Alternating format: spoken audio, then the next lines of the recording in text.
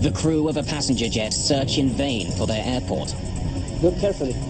Rain is making it impossible to see. Inside this approach. Go around. More than 200 passengers are on board. As I turned round, a huge fireball came out. Investigators search for clues. Could a vital missing piece of equipment be responsible for the crash? I think the best way to describe that would have been irresponsible. I know a lot of people could have walked off that plane that night. Nothing will change my views on that.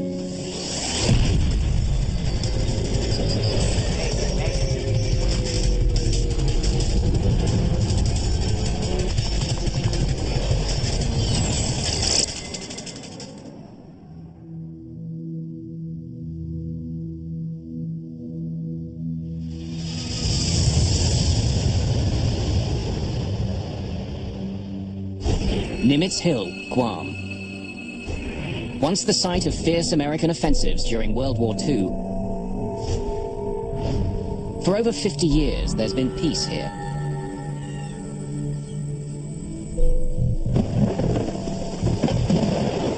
Now the hill is peaceful, invaded by hunters. And the normal quiet is broken by the roar of jumbo jets as they fly overhead.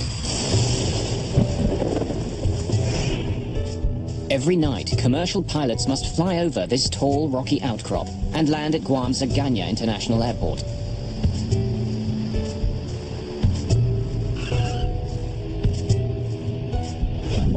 Flights come from airports all across Asia. Just past midnight, on August the 6th, 1997, Korean Airlines Flight 801 is on its way to Guam from Seoul, South Korea. 42-year-old captain Park Young-chol is at the controls. A former Korean Air Force pilot, Park has been flying 747s for more than 6 years. Just a few months ago, he received a Flight Safety Award from the President of Korean Air for successfully handling a 747 engine failure at low altitude. Park is supposed to be flying to the United Arab Emirates tonight, but a scheduling change has put him in command of this shorter flight to Guam. In the cabin, Korean, Japanese, and Western tourists are heading for Guam's pristine beaches.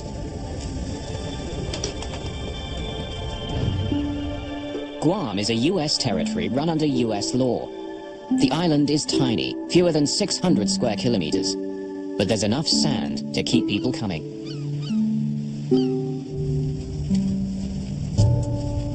"24-year-old Sean Burke and his girlfriend Wendy Bunton are planning to make the most of Guam's beaches. They're flying in from San Diego for a vacation. Sean and Wendy were going to Guam to do some scuba diving, reef diving, and at the same time, they were going to visit her brother, who was in the Navy over there. He was a Navy doctor. Flight 801 is taking Barry Small back to work. He's returning to Guam from New Zealand for another 6-month contract as a helicopter pilot. But he does it with a heavy heart. The night before I left, my father had a heart attack, and I had to CPR him till the ambulance arrived, and decided to cancel the contract so I could help him. But he was insistent that you must carry on with your job. The flight is still a couple of hours from Guam, when the calm evening is brutally interrupted.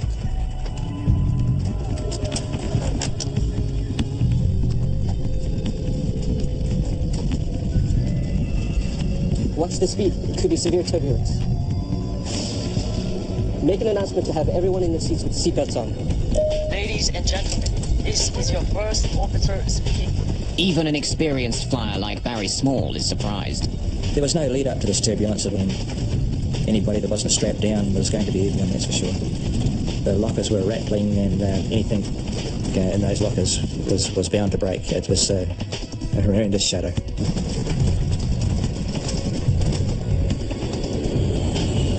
It's heavy turbulence. But the crew ride it out. Eventually, the flight returns to normal. We're through it. Let the passengers know. Ladies and gentlemen, this is your first officer speaking. We have cleared the turbulent area. but it's left some of the passengers shaken. It's okay, Rika. We'll be there soon. Ma'am, if you don't mind, I'm gonna move this duty-free up here for you. The cabin crew cleans up. And the passengers settle in for the rest of the trip. Because of the 12-hour stopover in Seoul and no change of clothes, it was getting rather uncomfortable in a tropical environment, and I took my shoes off just to relax a little bit and feel more comfortable. Captain Park and his crew begin looking ahead. They know there's more unsettled weather coming. Rain has been hitting Guam on and off all day. In fact, August is the heart of the island's rainy season. Small showers can pop up, making visibility unpredictable. In that particular part of the world, they have what's called a top hat thunderstorm. That is a very small thunderstorm that builds up at all times of the day, and it's very short-lived, so it wouldn't hamper the pilot's ability to actually conduct the approach. It's going to just obscure his view for some period of time while they're transiting through it. Just past 1 in the morning, Korean Air Flight 801 makes initial radio contact with Kurt Mayo, the radar controller at Guam's airport. Guam Center, Korea 801, leaving level 410 for 2,600. Korean Air 801, roger. The crew aren't the only ones preparing to land. After more than 3 hours of flying through the night, the passengers get ready for the airport. I saw the lights of Guam, and I knew exactly where the aircraft was because I've been there many times before. Captain Park has navigated Nimitz Hill 9 times before, but this time there's a major difference. At airports around the world, pilots land with the help of a glide slope, an electronic system that helps planes safely touch down. If pilots follow the directions given by the glide slope, it guides them to the foot of the runway. The glide slope beacon at Guam Airport has been removed for extensive maintenance. Without the airport transmitter, Park's glide slope indicator in the cockpit is useless. Landing without a glide slope is rare, but it does happen. In Guam, the transmitter is scheduled to be out of service for more than 2 months. But impaired navigation is only part of the problem. Captain Park is fighting exhaustion. Because Classica is worked to the maximum. Probably this way, hotel expenses are saved on cabin crews and they maximize flight hours. Really sleepy. Now, as the plane approaches Guam, clouds and rain block their way. Captain, Guam condition is no good. It's raining a lot. It's been several hours since Captain Park and his crew left Seoul. Now the rain is making the late flight more difficult. Tired and fighting the weather, the captain begins the final approach to the airport. August the 6th, 1997. It's close to 1:30 in the morning. On Korean Airlines Flight 801, a tired captain is preparing to land at Agana Airport on the island of Guam. In the cabin, 237 passengers are getting ready to begin their holidays or get back to work. The flight, other than the turbulence, was totally normal. We had our meals, and it was just a totally normal flight in every way. As the jet approaches Guam, an erratic storm pushes rain and clouds between the plane and the airport. It's hard to see. The captain wants to make a small change in course to avoid the worst of the weather. Request 20-mile deviation to the left as we are descending. Guam Center, Korea 801, Request deviation 10 miles left of track. Korean Air 801, roger. Veering around cloud cover, Captain Park Young-chol struggles to get a clear view of his approach. And finally, he sees what he's been looking for. It's Guam. Guam. Good. Today, a weather radar helps us a lot. Korean Air 801, cleared for ILS, runway 6, left approach. Glide slope unusable. Air traffic controller Kurt Mayo reminds the crew that the airport's glide slope equipment is out of service. It would normally help them find the runway, but since it's under repair, it isn't sending out any signals. Then, with the crew in the middle of their landing sequence, something unexpected happens. The glide slope appears to come to life. Is the glide slope working? The glide slope, yeah? Yes. Yes, it's working. Why is it working? It's a confusing moment. Unsure what's happening, the crew continue to prepare for their landing. 60 check. Gear down. Check. Approaching 1400. Since today's glide slope condition is not good, we need to maintain 1440. Reset. Set. At 40 minutes after 1 in the morning, Guam controller Kurt Mayo once again makes contact with the crew. Korean Air 801, contacting Ganya Tower 118.1. He passes the plane on to the airport tower and says goodbye in Korean. 안녕히가세요. 수고하십시오. 118.1. It's the last time he'll ever talk to the crew of the jetliner. The guy working here probably was a GI in Korea before. Aganya Tower, Korean Air 801 to intercept the localizer 6 left. Korean Air 801 Heavy, Aganya Tower. Runway 6 cleared to land. Korean 801 Roger, clear to land 6 left. Flap 30. Flaps 30. As the plane descends, clouds and rain close in again. They've lost sight of the airport. Look carefully.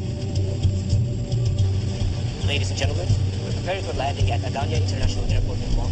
Please return your seats to the upright position, fasten your seatbelts, and prepare for landing. Set 560 feet. As the plane flies closer to the ground, the crew expects they'll see the airport any second. But the rain makes it hard to see anything.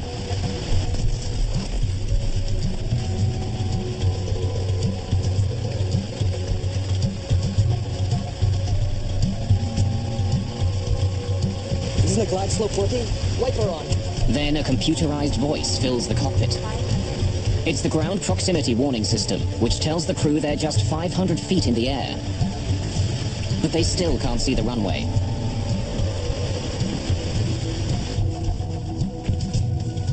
I'd done this flight many, many times before, and when I estimated we're about 30 seconds from landing, I bent down to put my shoes on. The plane is now just 200 feet above the ground, but still the crew can't see the runway. They're quickly running out of time. Let's make a missed approach. Not inside. Not inside. Missed approach. Go around. Go around. Perhaps.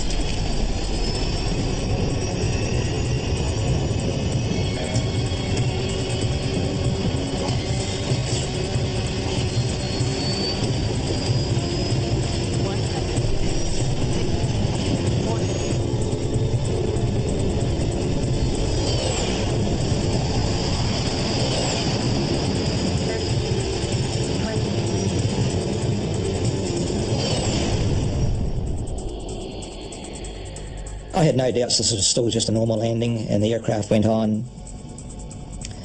and was decelerating quicker than normal, but nothing to really alarm me.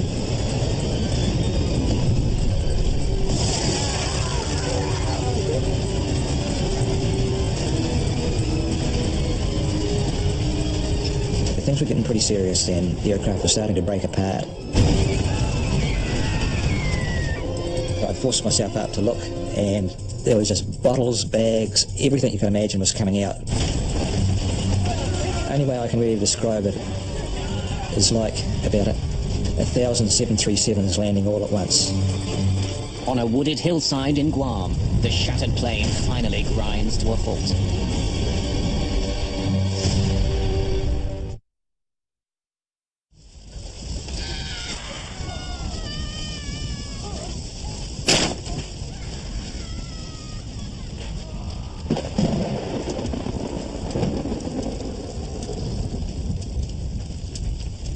I was too scared to undo my seatbelt at that stage because I was waiting for the next bounce to go over another ravine or whatever was going to happen next.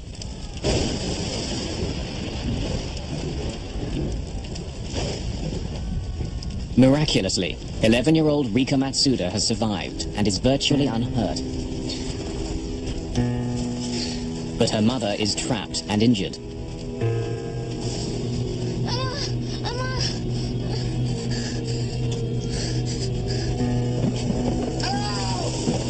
Small is also injured and terrified that fire is sweeping through the plane. The fire started in the front and proceeded from the front to the back towards me. There was no floor lighting or anything like that, but the fire was so intense there was no problems to see where I was going.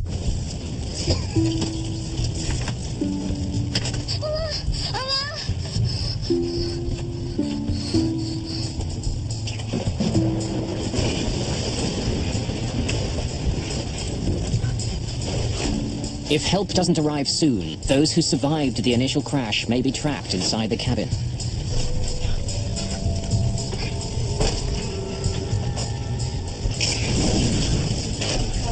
Korean Air 801 Heavy Tower, how do you hear? Everyone in the cockpit has been killed. But airport authorities still have no idea what's happened aboard Flight 801.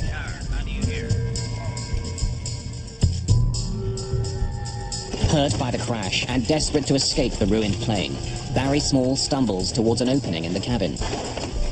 I got back these six seats, and then there was about a 6-foot drop down to the ground. The undercarriage had gone completely. I came across an obstacle that I had to cross because it was the only part that wasn't burning. Stop! Get out of me!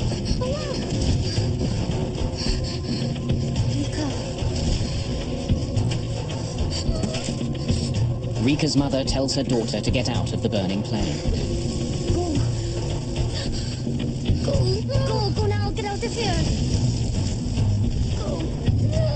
Now go. Go. You must go now. Go. The fire is spreading quickly. As passengers struggle to deal with the disaster, rescue workers don't even know the plane's gone down.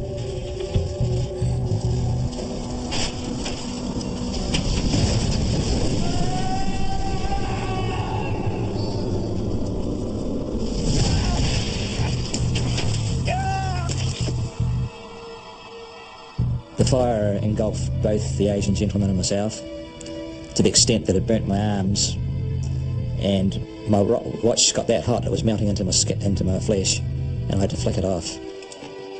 Minutes earlier, Kurt Mayo had passed the passenger jet onto the local tower controllers. Now he learns it hasn't landed yet. Roger Gagne, did Korean Air come back to you? No, I cleared him to land, and I don't know where he's at. he didn't land. Negative. Oh my God.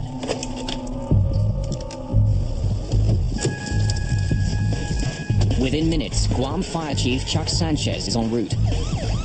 I was thinking, my God, 747, where is it at? Is it on island? Is it on sea?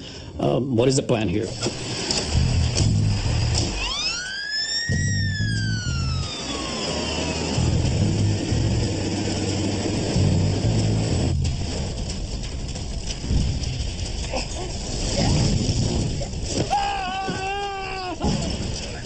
We both fell off the side of the container, and the Asian gentleman disappeared into the jungle. So I rolled over onto my back, and I managed to crawl with my elbows. There was still a bit of skin on my elbows left. Small has a badly broken right leg. He crawls away from the wreckage. Many more people remain trapped inside. Lying there, it just sounded like a battlefield. It was just like a movie. Things were exploding short of me, going over the top of me. Things were landing beside us on fire. It's just indescribable.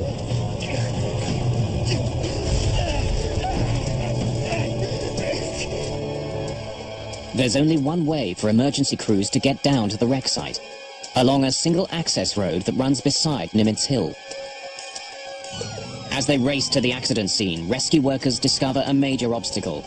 A pipeline has been ripped out of the ground by the crash and thrown across the road. There's no way around it. Having heard about the crash, the island's governor, Carl Gutierrez, has joined the rescue team. Engine Company 7, get this thing out of the way. You guys, get the medikits and come with me.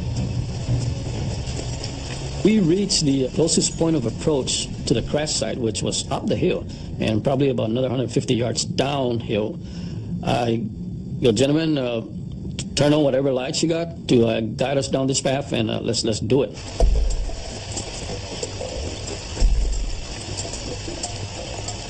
We started running and just listening to the screams so we can guide ourselves because there was just nothing but overgrowth on the side of the road. At one point, I stopped him and I go, Governor, sir, I need you to make some serious decision in this operation, and I don't think I want you to move further. I'd like for you to stay on this side, and I don't want you to get hurt. Now, let us do this job. And he goes, no, I want to help you guys. At the site of the crash, flames are devouring the wreckage. Hampered by his broken leg, Small can only look on as people cry out for help. I lay at that bank for the whole night during that time, hearing people call out in a foreign language, which initially sounded like good, healthy calls for help, then turned into screams as the fire got more intense. And after a period of time, the fire even grew worse, and the screams faded away. Finally, almost an hour after the accident, Sanchez's crew reaches the site. I split them up into 2 rescue and search units. I need half of you guys to start from the tail end, and I need the other half to start from the front end of this plane. And let's meet in the middle, and let's do what we can to help the survivors. Guam's governor, Carl Gutierrez, sees Rika Matsuda all alone and crying out for her mother.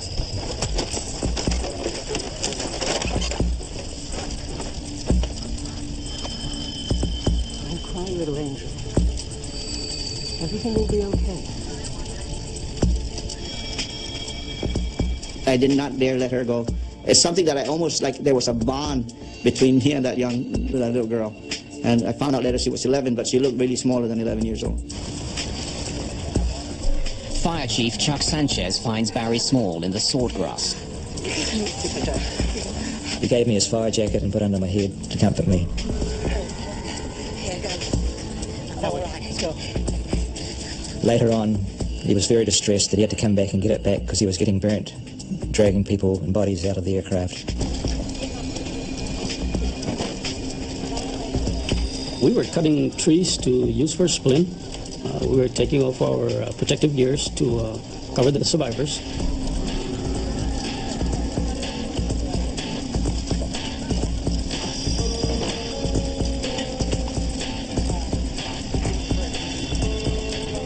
It's clear to rescue personnel that for many, they've arrived too late. But Sanchez isn't giving up. He sends a team to search further into the wreckage. For 2. Start at the tail and work forward. Go.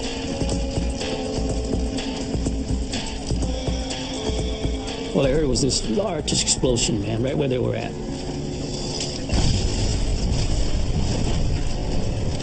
And I go, did we lose our people?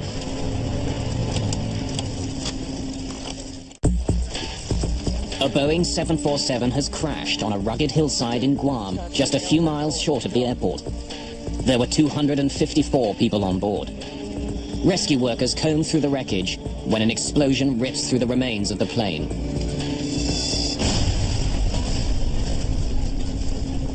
No radio transmission at all. We lost all transmission, and then finally somebody came out. Sir, we're okay. We survived the explosion. Everybody's accounted for. It's not until the dawn finally comes that rescue workers can see the extent of the damage. The plane has spilled down the mountain and broken into several large pieces. Only 26 people survived the disaster.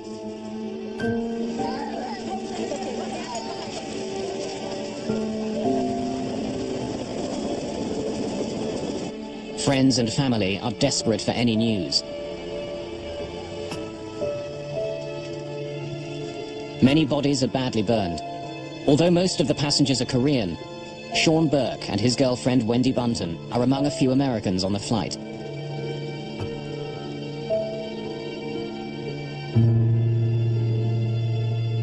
Thousands of kilometers away, news of the crash reaches Sean's parents. When she hears about the crash, Sean Burke's stepmother doesn't know if Sean is alive or dead. He could have been burned in the crash. He could be unconscious in a local hospital there, and we just wanted to go over and bring him back. So, I mean, because that kept going through our minds that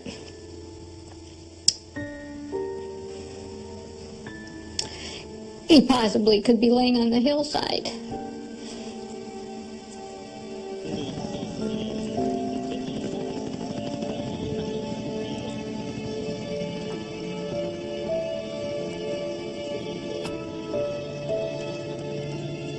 Since Guam is an American territory, the responsibility for investigating the crash falls to the National Transportation Safety Board. Greg Fife is the lead investigator. When he arrives on the site, he has to contend with more than just the carnage of the plane crash. Grieving family members surround the scene, making it especially difficult for investigators to work.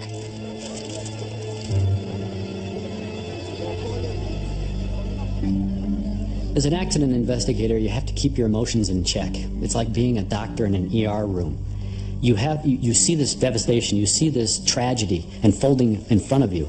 You hear about all of the sad stories, especially when there are kids and innocent people involved. And as an accident investigator, you have to keep those emotions in check because you have to remain objective, you have to remain emotionless to be able to do your job effectively. And we had a whole building full of people just like us. They were all grieving and crying out. It was just horrible.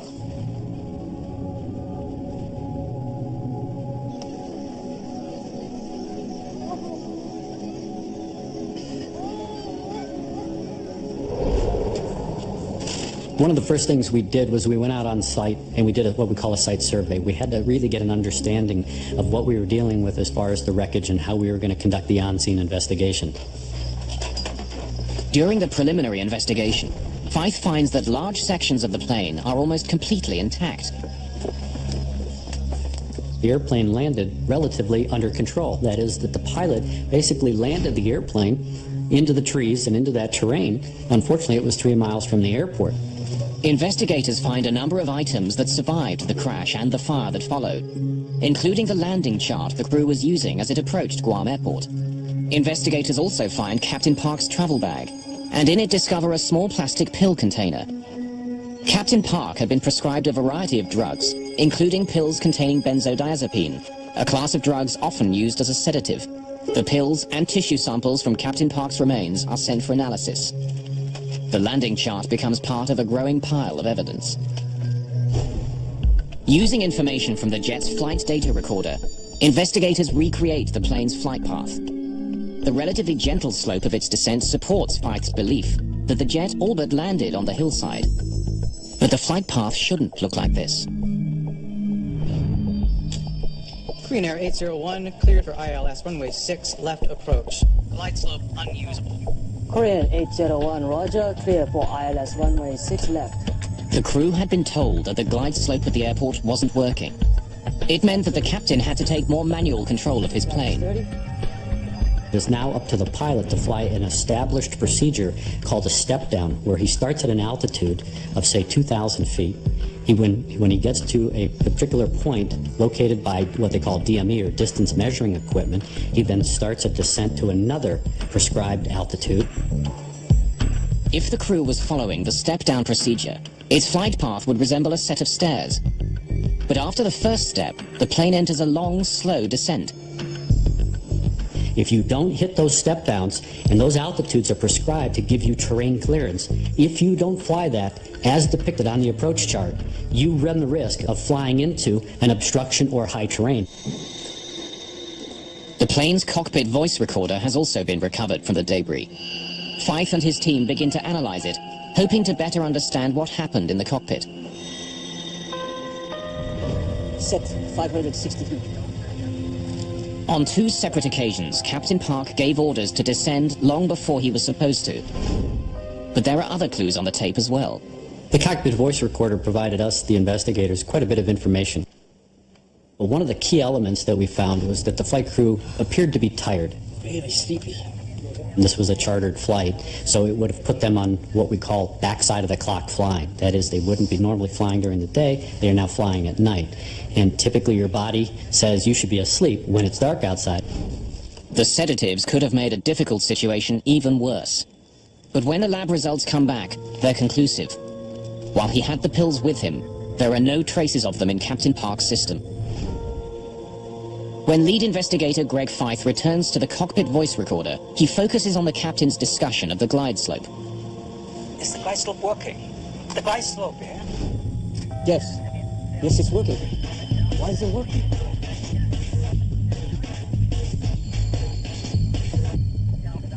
He started to see the glide slope needle move a little bit and started to question the other crew members as to whether or not the glide slope was actually working or not.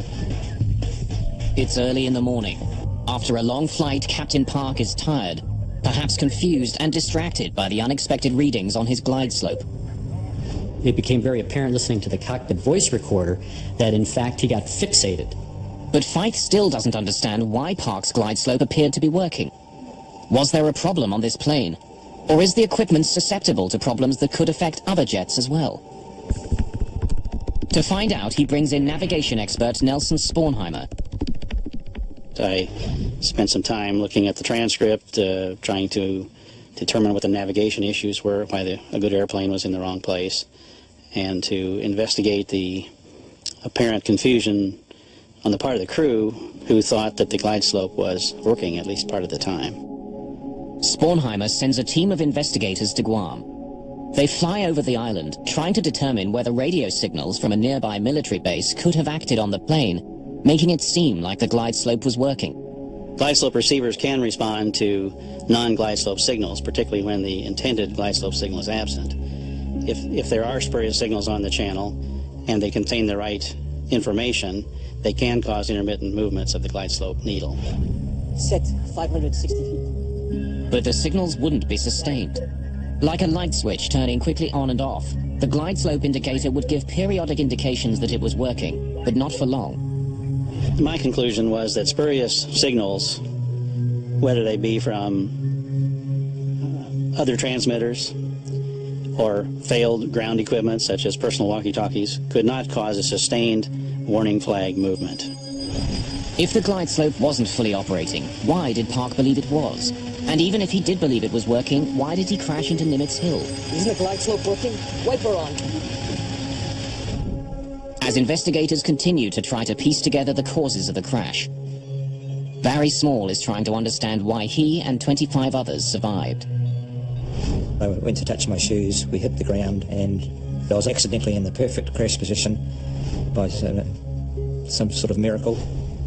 An airline engineering apprentice and helicopter pilot, Small understands airplanes.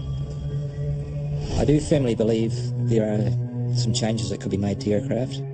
Small believes that the way crossbars are built into aircraft seats caused one of his legs to break, but luck saved his other leg. My right leg went forward and crashed into the bar in front of the seat and broke. My left leg was saved by my carry bag stopping my leg going forward and hit that bar. Still able to walk on his one good leg, Small escapes while others remain trapped inside.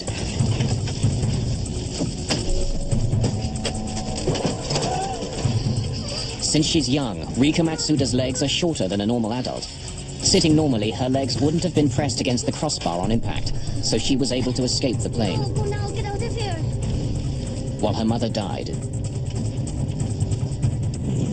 Small is also convinced that the flames that first spread through the cabin of Korean Air Flight 801 were preventable. They estimate that those top lockers had over 462 litres of burnable alcohol on board. Had the plane been full, it could be at least twice that amount. During the crash, Small believes that the duty-free alcohol mixed with oxygen in the plane's ceiling. The combination ignited with deadly results. It's a fire he thinks could have been prevented.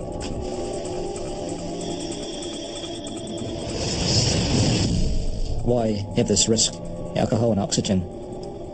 I thought, for aircraft it's about safety, and this is just a blatant breaking of the rules of safety as far as I'm concerned. As he continues to recover from the accident, Small is determined to prevent what had happened to him from happening to others. he decides to push for changes on how seats are made and how duty-free alcohol is stored. For NTSB investigator Greg Fife, the biggest question still remains. How did an experienced pilot, one recently honored by his company for his safety record, crash his plane 5 kilometers short of the airport?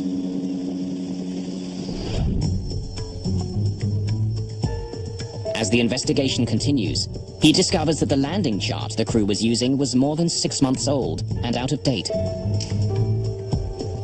It's an indication that the crew could have been better prepared for the landing.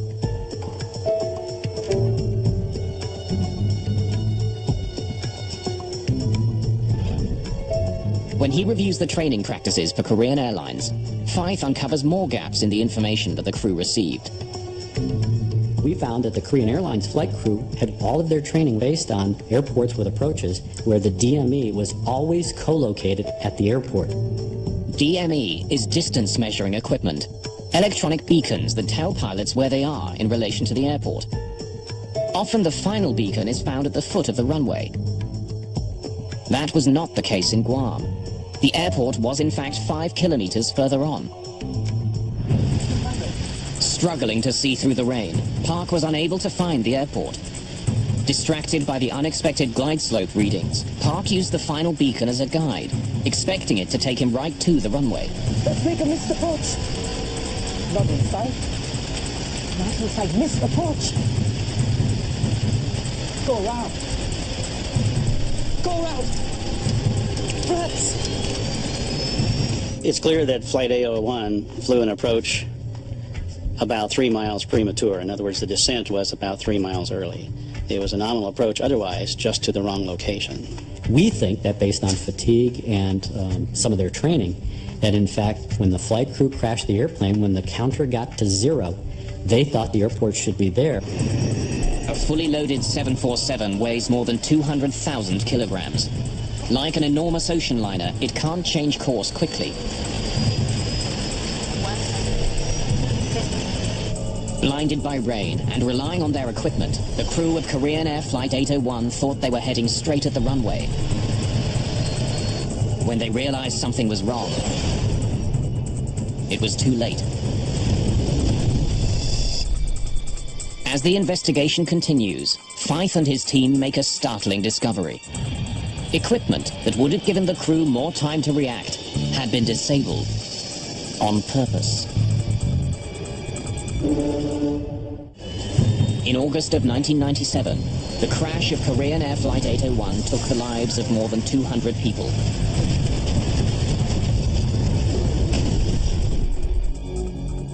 The final accident investigation report is published more than 2 years after the crash. It lays blame on the Korean Airlines training methods and the crew's over-reliance on the jet's automation. But it also has sharp words reserved for the FAA, the body that regulates air travel in the United States. Because of an FAA decision, a critical piece of technology that could have saved Flight 801 was intentionally disabled. The Minimum Safe Altitude Warning System, or M04, is a standard piece of equipment at major American airports. But in Guam, the FAA had made a critical alteration to the way it was used. M04 uses radar to watch the planes as they come into the airport. If they're too low, a warning is given to air traffic controllers, who can then relay it to the crew. But in Guam, the system kept giving nuisance readings to controllers. The controllers kept getting these nuisance warnings. They redesigned the software and moved the limitations of the MSAW further away from the airport, where it afforded no one a level of protection. Instead of watching the planes as they neared the airport, the system in Guam now tracked them when they were more than 80 kilometers away, over the ocean. I think the best way to describe that would have been, and should be, irresponsible. Because you've taken this system that was designed as a level of protection, not only for the controller, but you've taken the protection away from the flying public. For the passengers and crew of Flight 801, the lack of the M04 system sealed their fate. If the system had been working, the crash could have been avoided. Without it, the crew had no warning at all.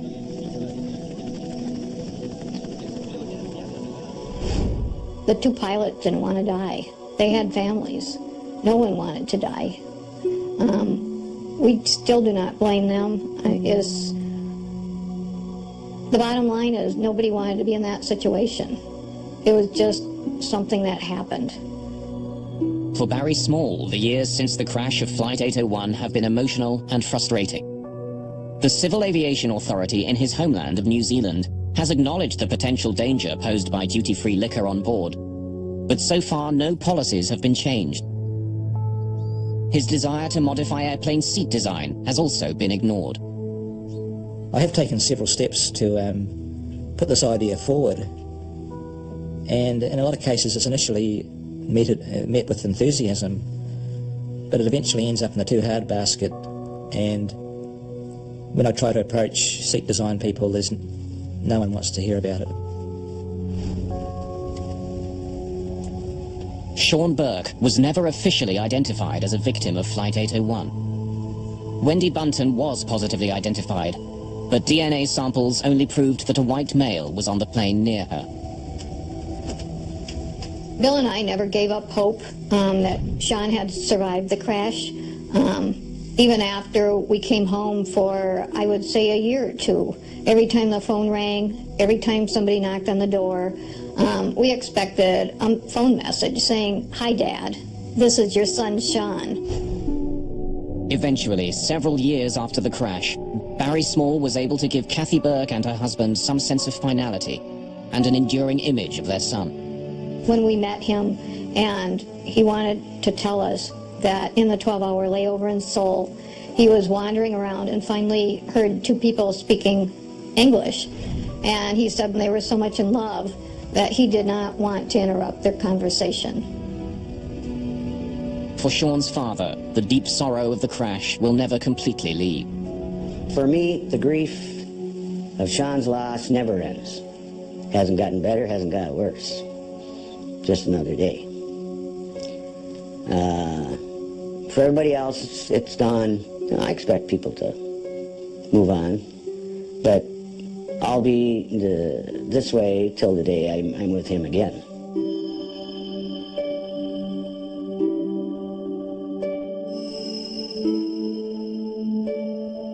For Barry Small, there is anger too, but also incredible gratitude for surviving. So many people have told me that I survived for a reason. I've been searching for that reason for 9 years now. And I truly believe if someone would listen to my story about the oxygen and alcohol and the improvement of the seats, that I could justify in my own mind that I don't have to feel guilty about surviving.